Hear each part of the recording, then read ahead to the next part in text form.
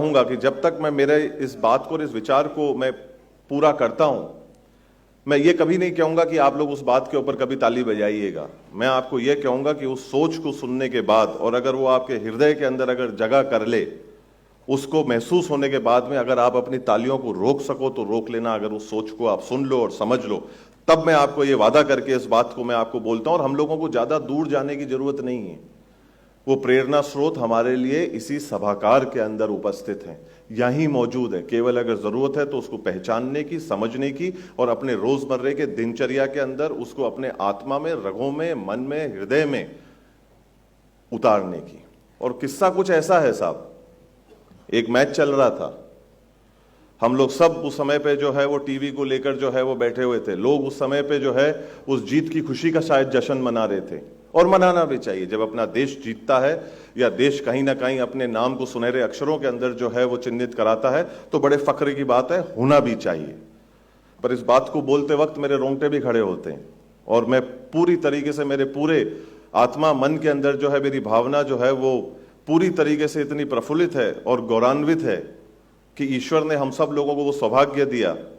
इस देश के अंदर पैदा होना भाग्य की बात थी, स्कूल के अंदर पैदा होना सौभाग्य की बात है, ये हमेशा याद रखना। और उसी का उदाहरण, उसी का हमारे को एक साक्षात उदाहरण हमारे को देखने को मिला। वहां जो लाखों लोग बैठे थे, उन्होंने देखा नहीं देखा मुझे नहीं पता, पर वो करोड़ों लोगों ने जो टीवी पे देखा या नहीं देखा मुझे नहीं पता, पर वो मेरे दिल के अंदर, मेरी आत्मा के अंदर, मेरे मन के अंदर, मेरे मस्तिष्क के अंदर वो आजीवन जो है वो अंकित हो चुकी है। और खास तौर के ऊपर मेरी बहनें जो यहाँ पर मौजूद हैं, जो उपस्थित है, जो बैठी हैं यहाँ पर, उनके लिए इस बात को सुनना और समझना जो है सबसे ज्यादा आवश्यक है। और मेरे जो भाई यहाँ पर बैठे हैं, उनको इस चीज को समझना आवश्यक है कि हमारे को उसके लिए योग्य और काबिल बनना है। और वो चित्र और कुछ नहीं था, चित्र अपनी संस्कृति का था, अपनी मान का था, अपने कुल के नाम को सर्वोच्च रखने का था, अपनी परंपरा का बिना किसी चीज के परवाह करे बगैर उसका निर्वाह करने का था। और वो और कोई नहीं, रीवा बा ने जिस तरीके से अपने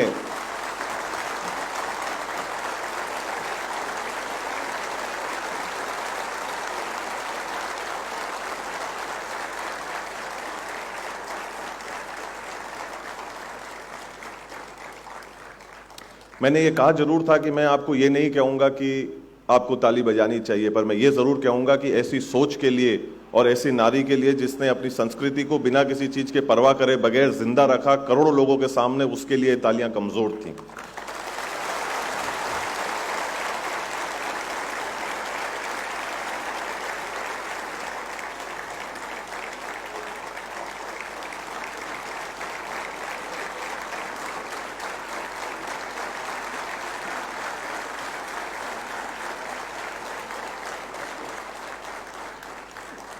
जब अपनी बहन कोई ऐसा काम करे तो भाई को उतना ही फक्र होता है। और खास तौर के ऊपर जो आने वाले लोग हैं, आने वाली जो भावी पीढ़ी है, उसको इन चीजों से सीखना चाहिए।